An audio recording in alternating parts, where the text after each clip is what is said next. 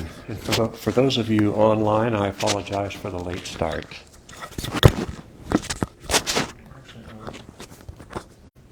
Oh, I was aiming at 6:15. Well, never mind then. I guess we're right on time, aren't we? We could actually wait a few more minutes for others who are coming, though. I've got myself confused on our starting time here. I wanted to let you know that Alex Kiros, who usually helps lead the Buddhism 101 class, had an encounter with COVID. His two small children caught COVID, and so he and his wife have been laying low at home. The good news is his kids are feeling better, and we think he's clear. But before we start, I'd like to welcome you to the Buddhist Temple of San Antonio. I'd also like to welcome Master Thích Quang, who is one of the resident monks here. Since Alex is not here, Master Quang has agreed to sit in with us and for a Q&A session, because we know that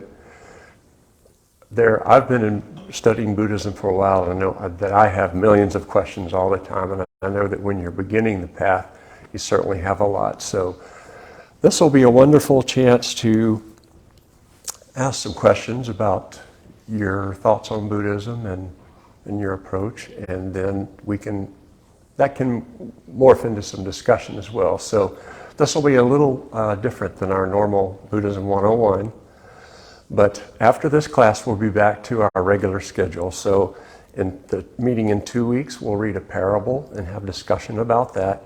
And then the 2 weeks after that, we alternate. And the 2 weeks after that, we'll be back to a Dharma talk by Alex. So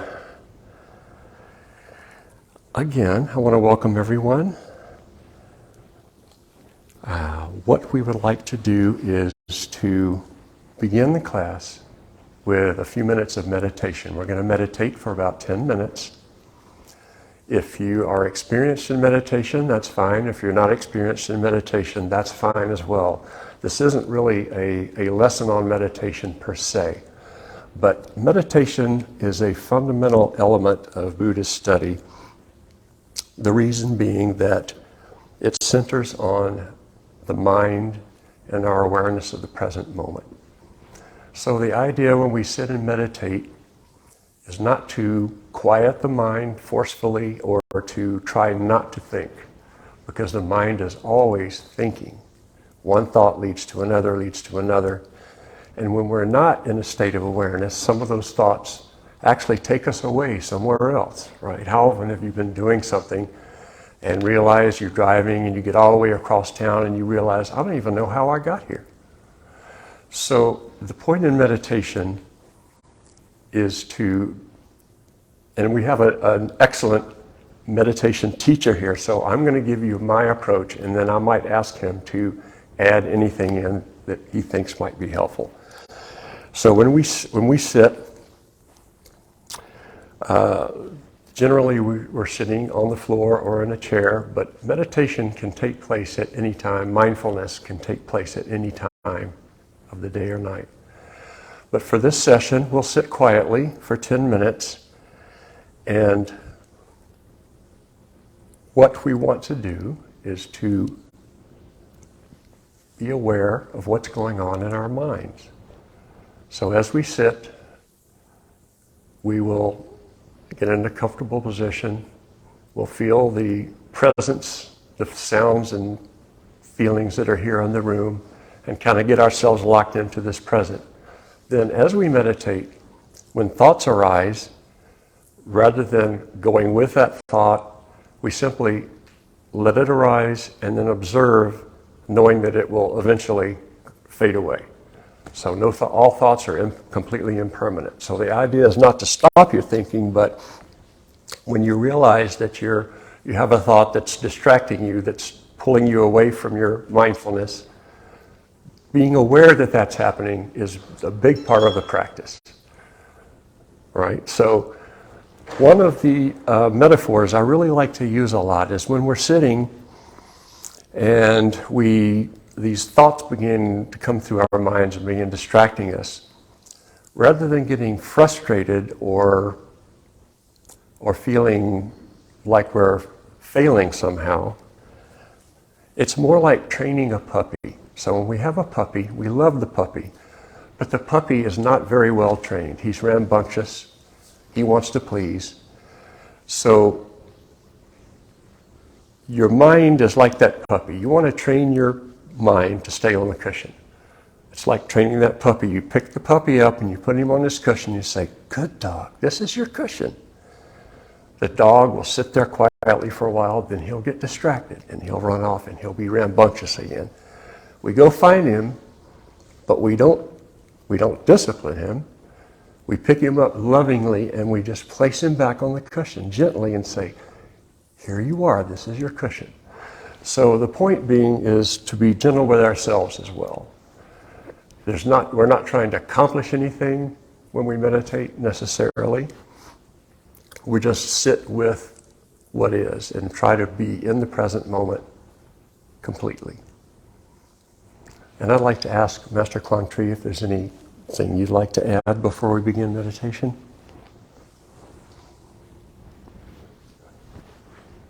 There's a lot I can add. Quickly. For the sake of our short session, I would just add that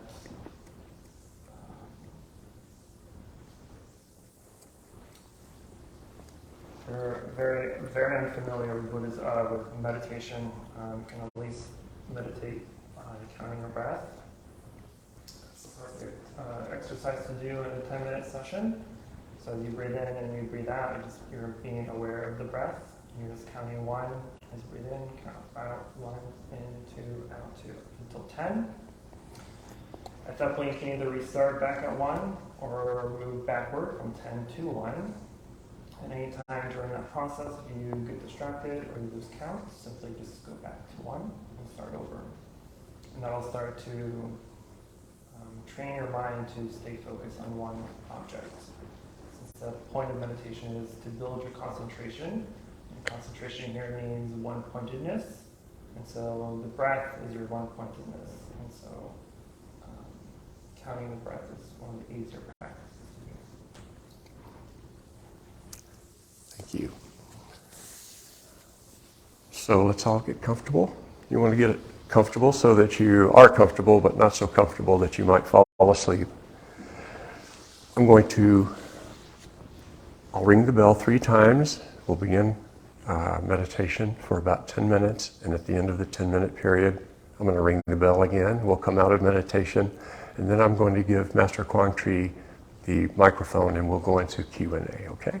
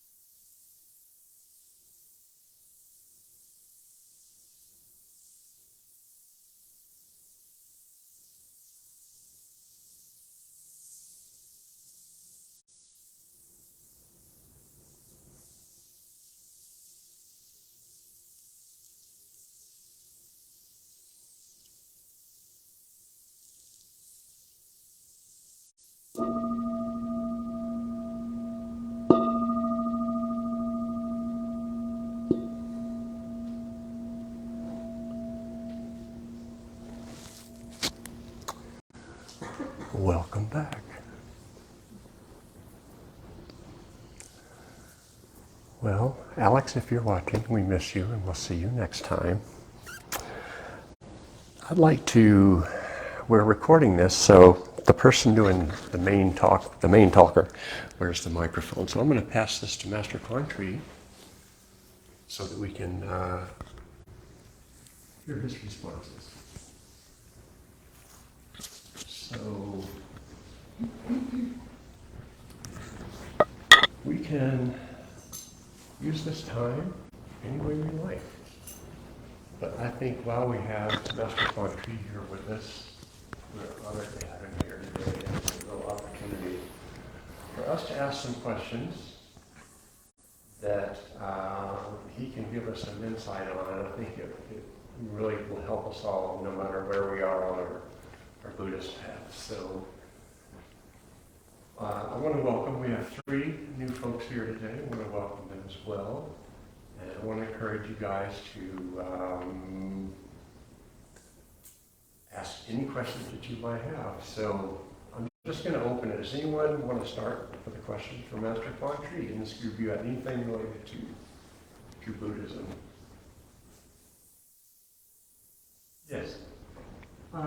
Being a monk, is there a process or a series of tests or trials one has to take in order to become, I don't even know the term, I guess the official monk or ordained? Yes.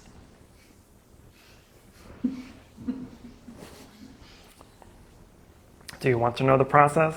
Yes. Is that the question? It's a 5-year process from start to finish. If someone is brand new, let's say today was your first time at the temple.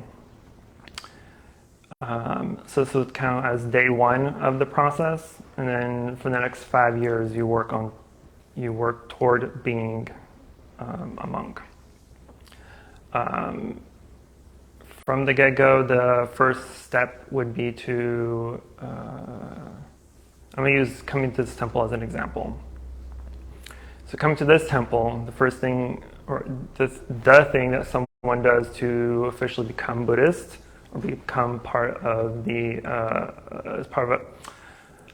to be part of the members of the temple, is to take the 3 refuge and the 5 precepts, right? That's the very minimum that anyone would do or take in order to become officially Buddhist, right? That's pretty much the initiation process. And typically you do that after coming to the temple for at least a year, right? That way you get to know us, we get to know you get to know our services, our process, etc. Then after 2 years from taking the 3 precepts, and 3 refuge and 5 precepts, you take the Bodhisattva vows. And they are 10 major vows and 48 minor vows, which is just not a requirement for regular people, but for someone who is a serious practitioner, they take on these extra precepts for their spiritual responsibility, right? Part of the journey in Buddhism is to not just trying to better yourself, but to help others as well. And so the Bodhisattva vows add those extra rules so that you are aware that you have a responsibility to teach others and help others. Then after that, after another 2 years of that, then you can request to take the 8 precepts, which is just the regular 5 precepts plus an additional 3 precepts to do the 8 precepts. And then you become what we call an anagataka. Anagataka literally means one who's left home life, right? So you come in, you shave your head, and you become pre-novice. And then after a year of that, or up to a year, depending on who you are and the capabilities and the resources of the temple, you take a novice ordination. You take novice ordination, then you're officially a monk, right? You're a novice monk. And you're a novice monk for about 2 to 3 years. And so you study all the basics of being a novice monk, all the basics of how to conduct services and rituals and ceremonies, et cetera, and you're building up your knowledge base. And after that time period, then you take full ordination, bhikshu ordination. And at that point, you're officially a monk, fully ordained monk. So it's a lengthy process. It's not easy. It's not necessarily difficult, depending on your motivation and your aspiration. You do leave home life, right? So you come in, when you ordain as monk, you only have 3 sets of robes, a bowl, and a mat. That's all in your possession. You have no money to your name, you have no job, you have no family.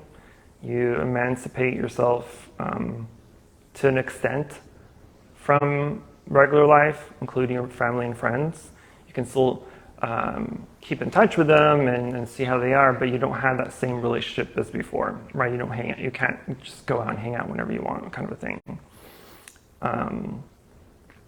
So you live a pretty solitary life.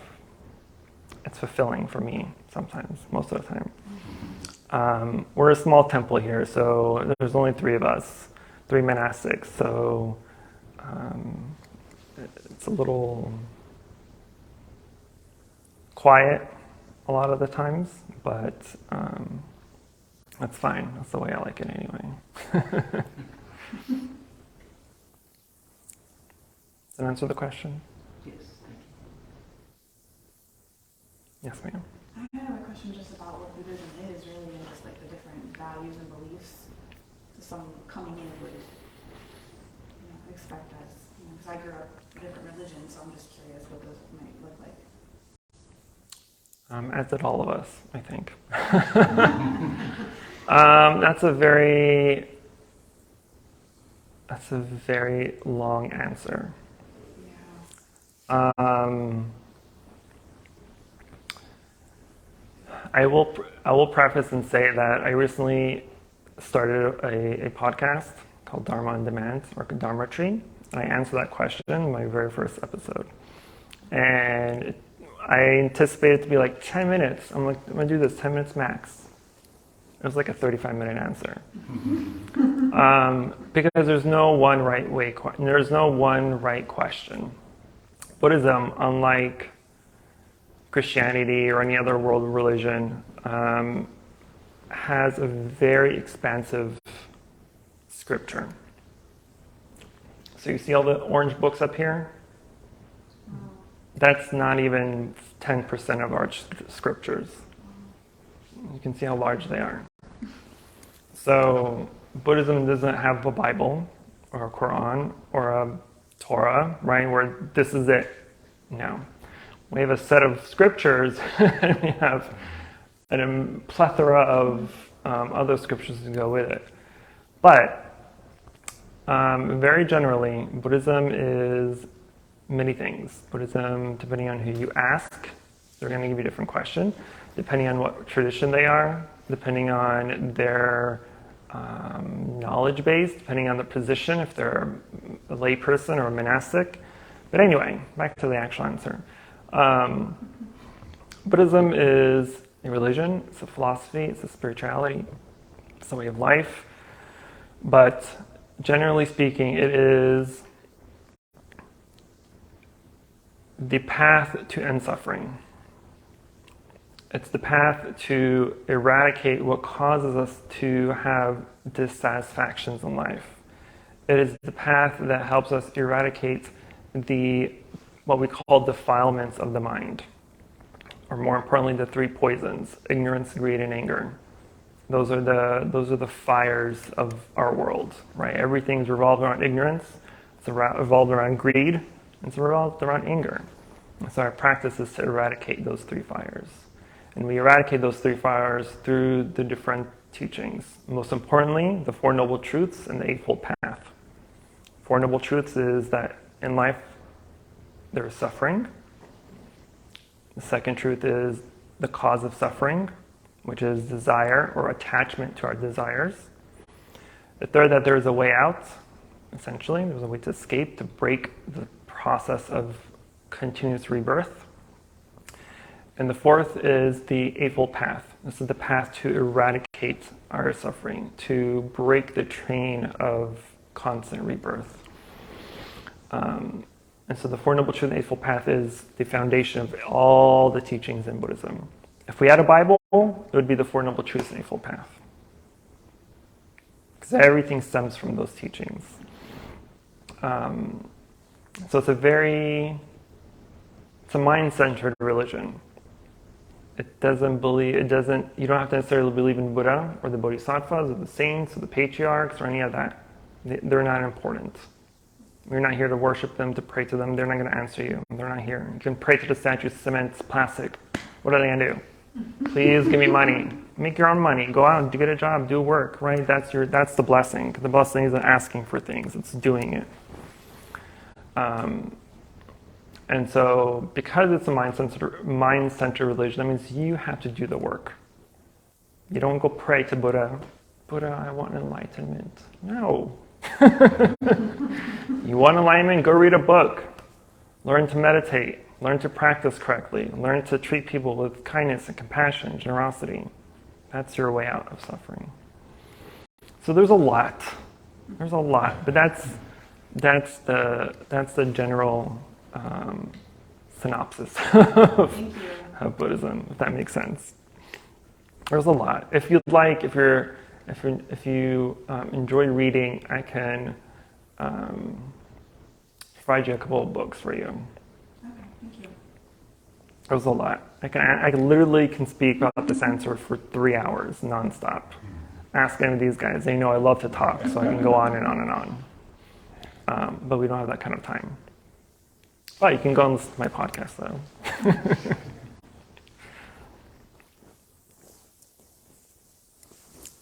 Okay, what else? You mentioned the precepts, and that kind of I thought of that after your question about, I came from another form of worship, and I'm just kind of wondering what the differences are. I think the first thing that struck me was when we learned the precepts, I thought, these are like the Ten Commandments. So these are ethical directives that we follow in order to keep our lives, keep ourselves clean and pure. But the difference is, so I'm always looking at differences, not to say that one religion, we respect all religions. Anyone who's working to improve themselves is a good thing. But I noticed the difference because I was raised in the Presbyterian church, and then in our faith, it was written as, God said, thou shalt not kill. In Buddhism, we bring that, we don't believe in an external God, we bring that internally because it's something we control, so we say, I will refrain from killing. I will refrain from lying. Rather than this being an external commandment to do so. We do it because we understand that we want to. And I thought that comparison really helped me understand a lot about Buddhism, how gentle it is, and how much it puts the responsibility on each of us individually. It's like Master Quang says, we don't besiege and get enlightenment from somewhere outside of ourselves. It's already here. We just have to uncover it. So, anything else about the precepts?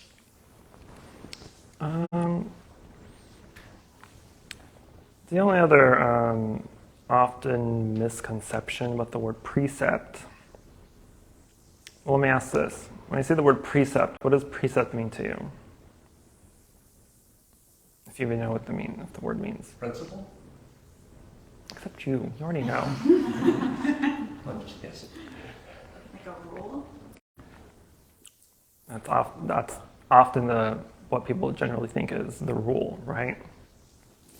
But in Buddhism, as much as we have these precepts, right? Because there's the 5 general precepts for lay people, then there's the 58 precepts for the Bodhisattva, and monks have 250 precepts. Nuns have 327 precepts. There's a lot of precepts out there, right? Of what not to do. But it's important to know that these precepts are not necessarily rules. Hey, don't kill, don't lie, don't steal, right?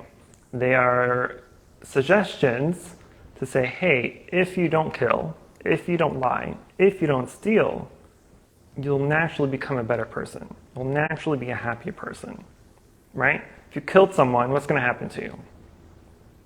You're going to go to jail. Are you happy? No. If you steal, you're going to get caught, you're going to go to jail. Are you happy? No. If you get drunk or super high and start driving and get into an accident or kill someone or kill yourself, are you happy? No. So these are not, hey, don't do this, don't do that, because they're just words. They have no control, no power over you, right? You give them control, you give them power. And so it's up to you to say, I want to be a better person, and I will follow these rules in order to accomplish that. So these are the guidelines that help you remember. And so when people take the 5 precepts or the Bodhisattva vows or monastic precepts, these aren't rules to hold you back. These are opportunities for you to see things differently, to approach things differently. Because now you have a precept to not lie. Now when you're in a situation where you typically would lie, you take that opportunity to be mindful of the situation and go through the scenario. What benefit is there to me lying? What benefit is there to me to steal? What benefit is there to commit sexual misconduct or to kill or to become intoxicated? Right? What benefit is there? Typically there's no benefit. If there is, it's a very small, stupid one.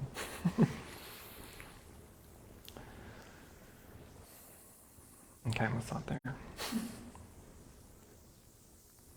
So is there an idea, kind of like a heaven or a hell, is there something that you're striving towards that way? Have you ever had a bad day? Yeah. It's hell, isn't it? Yeah. Have you ever had a good day? It's heaven, isn't it? Heaven and hell isn't out there. It's here and now, as cliche as that sounds. In Buddhism, there are the teachings of the 6 realms of existence. So there's 3 higher realms and there's 3 lower realms. And part of one of the 3 lower realms is hell. But these realms are not necessarily places we go to when we die, right? These are the realms that we go through on a daily basis, right? So the 3 higher realms are the devas, asuras, and human, which literally means godly or heavenly realm, godly realm, and the human realm, and then there's the hell realm, animal realm, and ghost realm. But these are not literal places or things, right? These are just representations of different mindsets. And so for the asura, the highest heavenly realm, this realm is characterized by almost like a perfect life. You have good health, you have a long life, maybe you're wealthy, you live in a good environment, etc., right? And we know how many people like that. People who are just generally good, they have a lot of money. Can't think of anyone right now. Bill Gates, right? He's giving, he's rich, he has everything he wants in life. And godly realm, the deva is the highest, asura is the second highest. And these are people who are also wealthy and good, have a good life, but they're also manipulative, they're greedy, they go after more power, more money, more fame. You can probably think of a lot of people that used to be in office like that. And then there's the human realm, which is everyday life. It's just normal. There's nothing crazy going on. There's no hellish scheduling or just your homebody, basically. Then the animal realm is characterized by what we know of animals. They're territorial. They're possessive. They are greedy. They want. They go after. Animals don't go after money, but for us, we would go after money. We go after food, etc., etc. And then same thing with all the other realms, right? So there are different characterizations for each of the realms that represent the process that humans go through every day, right? So you can be born and die in all the different realms every single day, right? Depending on the mindset you have, depending on how you react to things, how you handle situations, right? Because if you're in an argument and you don't handle yourself correctly, and you start to be part of the argument and start to fight and yell and be physical and blah blah blah, clearly that's not a good environment. It's a very hellish environment, I would think. I wouldn't want to be part of that. And so hell and heaven is how you observe things, how we react to things, right? Our reaction to things is our biggest helper and enemy at the same time, right? Your reaction, depending on your mind, is either wholesome or unwholesome. If Leon starts yelling at me, my reaction is going to determine the outcome of this situation. If I yell back, and we're just going to yell and yell and yell, maybe we get physical, maybe I slap him a little bit, and he slaps me a little bit, who knows, right? And the situation doesn't get better. If I calmly and mindfully observe and just listen and see what's going on in my own mind and how I am responding in my mind before I react, then we can potentially settle the situation. Maybe he just needs to vent, right? Maybe he just needs to kind of get things off his chest. Who knows? I don't know. I'm not psychic yet, so can't read his mind. But that's part of the meditation practice. It's because meditation is not just building up your concentration, it's also getting to know your mind, right? Because we're very reactionary people. Again, if someone hits us, we hit them back. Or they're yelling at us, we want to yell back. They're cutting us off, we want to cut them off again on the road, right? We just are dumb sometimes. We react uncontrollably. We react negatively. And so part of the meditation is getting to know why we react that way.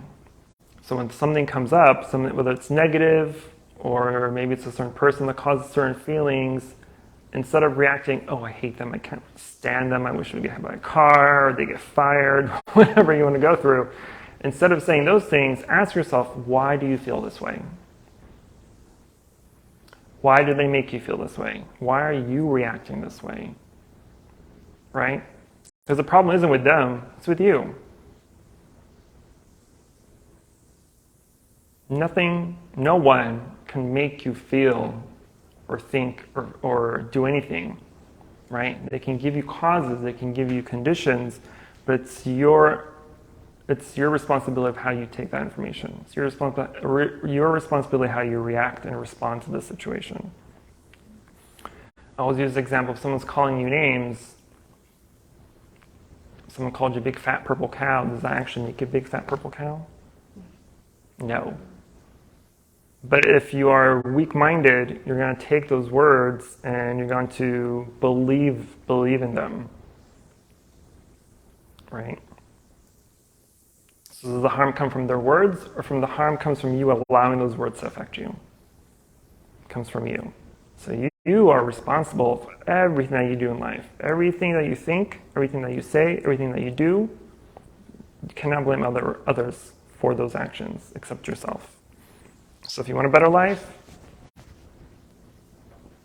don't worry about other people. Don't worry about money and fame and all these impermanent things, because they come and go with a blink of an eye. Okay, I'm going to shut up now. I don't know what the question was, but just went on. Heaven and hell.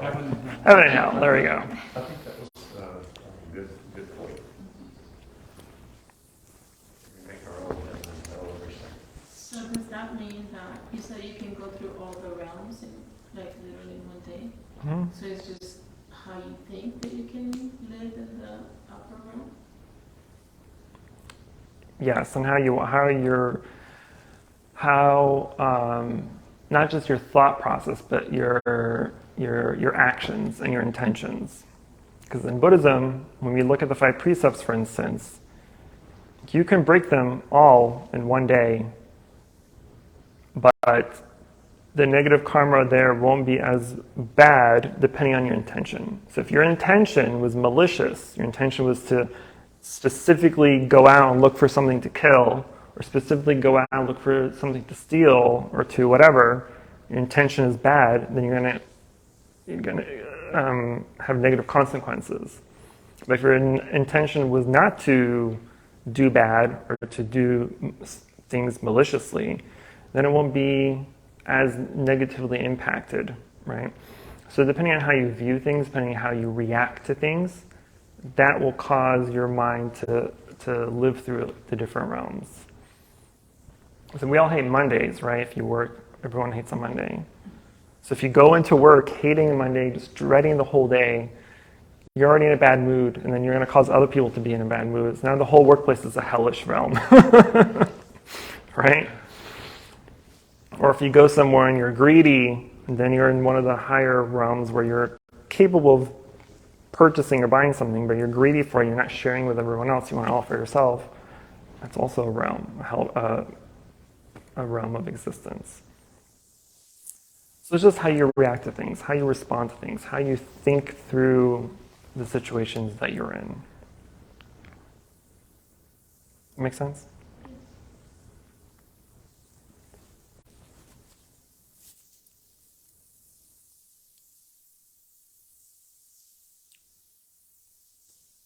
I was going to add something, I was like, no, I'm going to open a whole can of worms if I go that way. How about karma? Can you talk a little bit about karma you mentioned? Karma. Yes. So in this, what is the sect of Buddhism, or what do you call it? This school of Buddhism. What do we believe about karma? Karma is the same universally, in Buddhism at least. It's simply the law of cause and effect, right? It's not some higher power out there that's controlling us. It's not something that's godly or anything. It's just the natural law of things. If you go out and you plant some seeds, if the conditions are correct, what's going to happen? Something's going to happen, right? But if you go out to the parking lot and you try to plant the seeds, what's going to happen? Nothing's going to happen. So the law of cause and effect, according to causes and conditions. Everything has a cause, everything has a condition. Were you here this past Sunday? Okay. Well, I gave a teaching about dependent origination, which is literally all about cause and effect and karma. So if you go back and watch that video, it's an excellent, if I must say so myself, excellent Dharma talk. But I described how things come to be. Karma is the law of what comes to be, how it comes to be, and how it ceases, right? Because everything has a cause and everything has an effect. And all the causes have effects and all the effects have causes. And so what you do in life, say you're in school and you're studying, if you're a lazy student, are you going to succeed? Are you going to get good grades? Probably not. If you actually put in the effort to study, to do the work, and to put in the effort, then you're going to succeed, right? There's no magical power there. There's no one controlling your grades except yourself.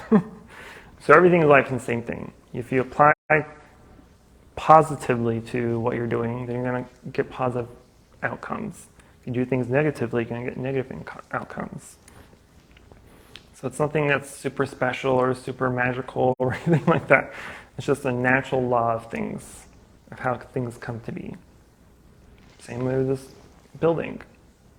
It wasn't just put here magically. It was causes. The causes were the building, the builders, the supplies, the money, the resources, and the effect is the completion of the building. So we shouldn't think of karma as something magical or or mysterious or supernatural. It's just how life is. Right?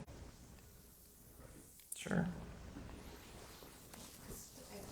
To elaborate on that question, because people say like, oh, you have bad karma now because you stole something, like in common secular talk. So can you accumulate good and bad karma? You can.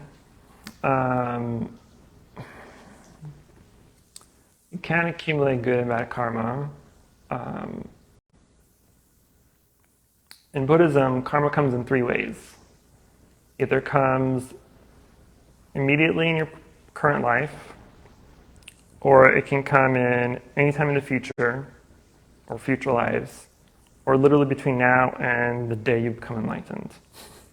So even if you murder someone now, maybe you don't get caught. Maybe you get to live the rest of your life being a murderer on the run, right? No one knows. But there's still that karmic energy in the universe that you still owe that karmic debt to, right? And so maybe in the next life, someone murders you, right? And that's your karmic debt to pay back. So you do accumulate karma, but we cannot delete karma. Karma can only be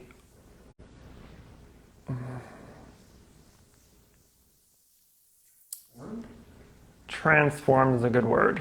Transform is a good word. Not really transform, because transform means change too. But if we were to have two buckets of water, for instance, right? And they're endless, they're bottomless. And one bucket is all the bad karma. It's dirty water. And there's another bucket of clean water, right? Naturally, if you put enough clean water into dirty water, what's going to happen to it? It'll clear up, right? But there's still little particles of badness there, but for the most part, it's cleared up. So our karma is the same way. The dirt doesn't disappear, it's still there in very small amounts and traces, but never disappears. It just goes from one form to another. Same way when we live. We don't die necessarily in Buddhism. Like death isn't the end, because you just transform from one body of existence to another one until you're able to escape the chain of rebirth. Yes, sir. Yeah, we can say like if you have a bad bucket of karma and like you have suffered enough, like you got killed many times, you got punished for all the bad karmas, then your buckets should be cleared because you are not doing any bad, you're doing always good. Finally, somehow you got to the nirvana, enlightened, and what happens then? Like what you become at that stage means. I still don't understand that part. Like once you cleared up all your bad karmas and you ended the suffering, so where do you go? Like means what happens to that? What's that state? It's weakened, maybe is a good word. You weaken it or dilute it, or... Are you asking what happens after after final state, like final you're enlightened. You're enlightened, like you are out of the life and death cycle. You are right. out of this whole cycle, out of suffering. Right. But what is that state like? Enlightened, like what you become? I don't know. I'm not enlightened. I can't answer that question. So does your soul just float? I know where you're like we Where do you go? sorry, Buddhists because don't have the God or like Paramatma, like God or superpower of universe. So I always, from scientific point of view, I think that you become part of very high universe, some like the highest ground, maybe higher than those 6 rounds you talked about. On a scientific level, what are we as human? We're energy, right? Universe. We're part of the universe. We're just energy particles of the universe. But because of our karma, it holds us from long. Think of it like we're a rock. If you throw a rock up, it's going to fall because it's heavy, right? And so our karma is like that rock. It's heavy and it's full. But as time goes by, if you put it in water, maybe 100 years, 1,000 years, the water starts eroding the rock until it starts to become sand or nothing. So the same thing, our karma is going to, like the rock, and all the good karma is going to wash it away, and eventually it'll just disappear. We no longer have to be a rock. We no longer have to be pinned down by gravity or whatever. But because in Buddhism we don't have a soul, the concept of the soul, right? A concept of a soul means something that's permanent, it's always there, it's always static. If you had a soul, that means every time you are reborn, you should be the exact same person, right? Because that soul is who you are, but we're not. So there's no concept of soul. It's called anatman, non-self, no soul. And this is the process. This is the consciousness. We have consciousness, not soul. It's the alaya consciousness. We have 8 consciousnesses in Buddhism, but the 8th one, the alaya consciousness, this is the one that migrates from one form of life to another, and it accumulates all our karma with us. So the more good karma you accumulate, the lighter you become, and eventually, once everything's paid off, your debt, then hopefully you have the conditions to become enlightened. You can become enlightened with bad karma, right? Karma is not holding you back. Karma is just slowing you down, but it doesn't have to hold you back. In the Buddhist time, there was a person named Anguilama, something like that. He was a murderer, right? He went around and he murdered people until he came across the Buddha one day, and the murderer had a teacher who is mentally unstable, apparently. But he told him, if you kill 100 people, then you become enlightened. So he went around, killed 99 people, and he just needed one more person, right? So he came to the cross of the Buddha, and the Buddha was and he was trying to kill the Buddha, and the Buddha, there's a whole story to it. But the point is, the Buddha converted his stupid mind from being a murderer and changed his view of life. And so he had all the karma of killing 99 people. But in that same lifetime, after he became a monk with the Buddha, he became enlightened. He became an arhat, which means someone who escapes the realm of existences, right? They no longer have to be reborn. However, they still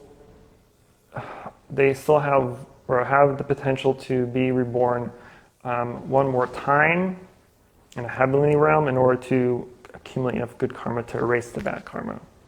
But the karma doesn't stop you from becoming enlightened. It just slows you down. So you can go out and murder all you want, and you can still become a Buddha tomorrow. He had to suffer for those bad karma. Right. You still have to pay it back. So don't kill. Intentionally, at least.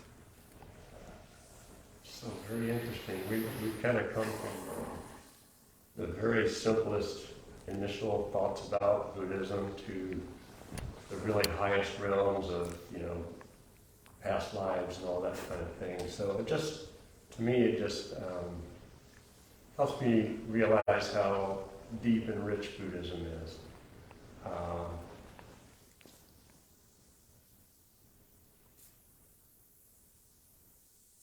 Yeah. There's a lot. There's a lot. Our abbot, one of the things he says quite often in his Dharma talks that I like, he says, it's very simple. Buddhism is a religion of love. He had to put it in one sentence, that's it. Because he and Quang and all the teachers in Buddhism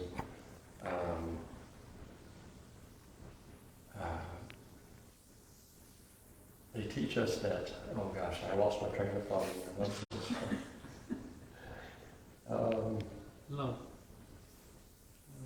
Yes. That Buddhism is the religion of, and that we practice Buddhism to improve ourselves. Because we think, I'm going to improve myself because I want to be enlightened. What he teaches us is that we study Buddhism to improve ourselves so that we can turn around and help another person. And really that's the crux of Buddhism that is the most poignant for me, is the fact that We're not only in it for ourselves, we're in it for all of those around us. And any positive development or good karma that we encounter, we want to turn around and share that with everyone around us as well. If Buddhism had a motto, it would be to do good, do not do bad, and tame your mind. That's the motto of Buddhism. It's a famous Zen saying, but it encapsulates the teaching as a whole. Do good, do not do bad, tame your mind. And I think it's really beautiful that something as complex and deep as Buddhism can at the same time be brought down to a sentence that has so much meaning, right?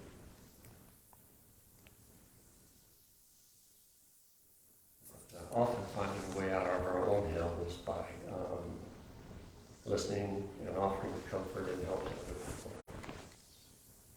So that's part of the study as well, is how can we help other people.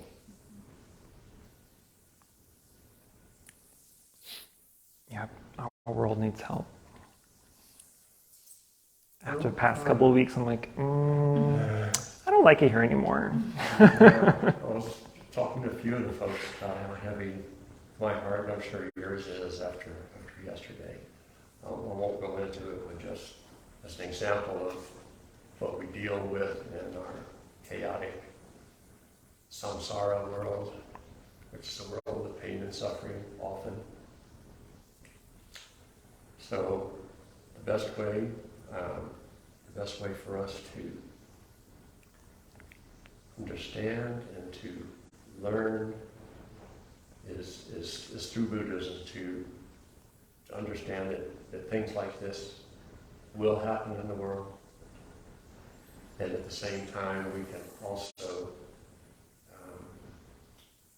understand the beauty and love in Buddhism, so it can happen.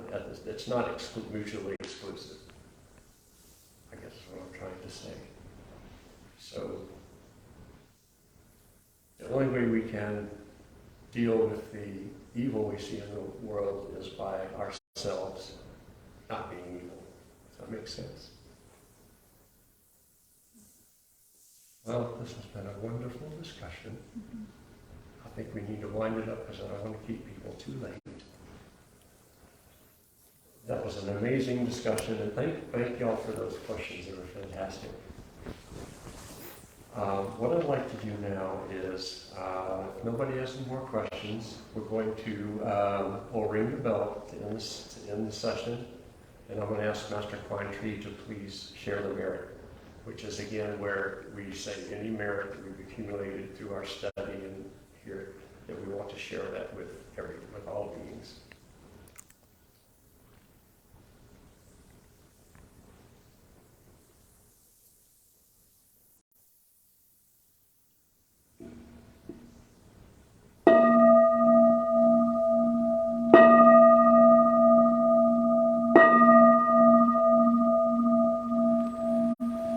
Before I transfer the merit, please join me in invoking the Buddha's name 3 times. Namo Shakyamuni Buddha. Namo Shakyamuni Buddha. Namo Shakyamuni Buddha. For any positive karmic action we have accumulated here today, we wish to transfer the merit to all sentient beings and wish them full alignment. Thank you. Doesn't